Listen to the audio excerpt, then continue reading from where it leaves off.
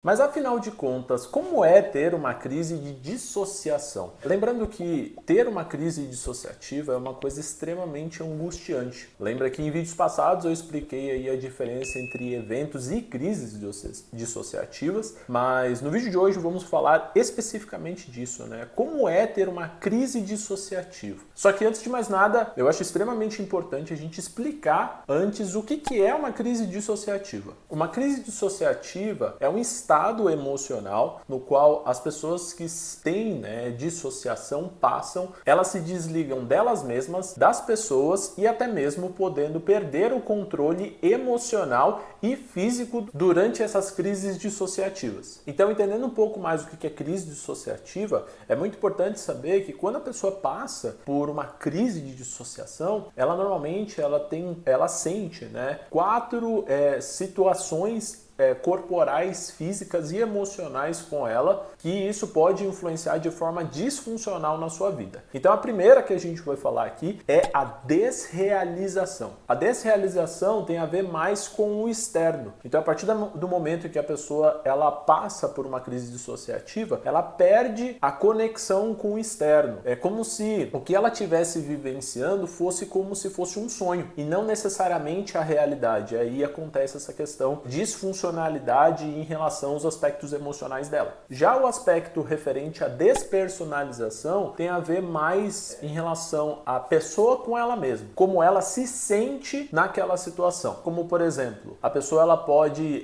ter estados emocionais como se ela estivesse se observando de fora, né? Então, como se, por exemplo, eu estou aqui, imagine como se tivesse um outro Eduardo aqui, observando esse Eduardo olhando para a câmera conversando. Então, é uma sensação diferente, né? E isso pode trazer uma certa angústia, porque uma coisa é eu estar aqui e eu poder voltar, a outra coisa é quando eu não posso voltar, eu não consigo voltar. Então, quando a pessoa ela passa por esse estado e ela não consegue voltar, isso é extremamente agonizante e parece uma sensação como se a pessoa estivesse fora do corpo dela, como se ela fosse um espírito. Então, ela fica se observando e isso traz uma certa sensação de agonia, porque a pessoa não consegue voltar ali para o corpo e ela passa, às vezes, tempos e tempos nesses estados cognitivos e emocionais. O próximo estado seria a amnésia. Então, mecanismos de defesa do cérebro muitas vezes cortam uma parte do evento ou o evento inteiro e a pessoa ela tem uma amnésia dissociativa no qual ela não consegue se lembrar do evento. Isso podendo ser parcial ou completo referente ao evento. E também tem a questão da perda de controle. A pessoa ela começa a perder o controle sobre os pensamentos, as emoções que ela está sentindo, reações no corpo, e isso tudo vai ficando extremamente angustiante,